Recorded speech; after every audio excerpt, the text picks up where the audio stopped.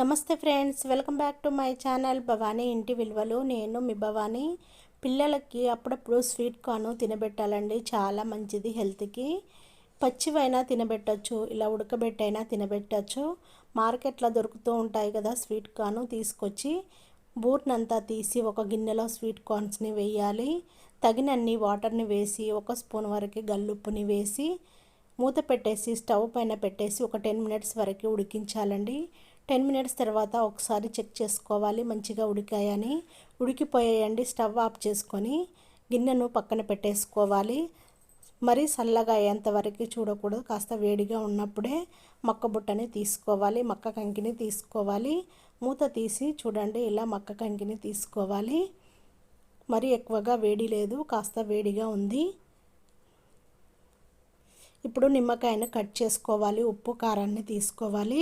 చల్లగా అయిపోతుంది, అందుకే మళ్ళీ గిన్నెలో పెట్టేశాను. నిమ్మకాయను 2 ముక్కలుగా కట్ చేసుకోవాలి. ఉప్పుని కారాన్ని పట్టించాలి నిమ్మకాయ ముక్కకి. ఉప్పుని కారాన్ని పట్టించిన తర్వాత మక్క కంకిని తీసుకొని ఉప్పు కారము నిమ్మకాయతో ఇలా చేయితో మంచిగా రాయాలి. అప్పుడే కమ్మగా ఉంటాయి మక్కలు, తింటూ ఉంటే ఇంకా ఇంకా టేస్ట్గా ఉంటాయి. పిల్లలైతే వదలకుండా తింటారు, అంత టేస్ట్గా ఉంటాయి. ఉప్పు కారము నిమ్మకాయను పట్టించి తింటే టేస్ట్ మాత్రం అద్దరిపోతాయండి. నేను చేసిన ఈ వీడియో నచ్చినట్టయితే మీ వాళ్ళందరికీ షేర్ చేయడము మర్చిపోకండి. నా ఛానల్ని సబ్స్క్రైబ్ చేసుకోండి, బెల్ సింబల్ వస్తుంది, దానిపైన క్లిక్ చేస్తే ఆల్ అనే ఆప్షన్ వస్తుంది. ఇంకా లేట్ ఎందుకండి, వెంటనే సబ్స్క్రైబ్ చేసుకోండి. మీ పిల్లలకు చేసి పెట్టడం మర్చిపోకండి. Thank you for watching. నేను మీ భవాని.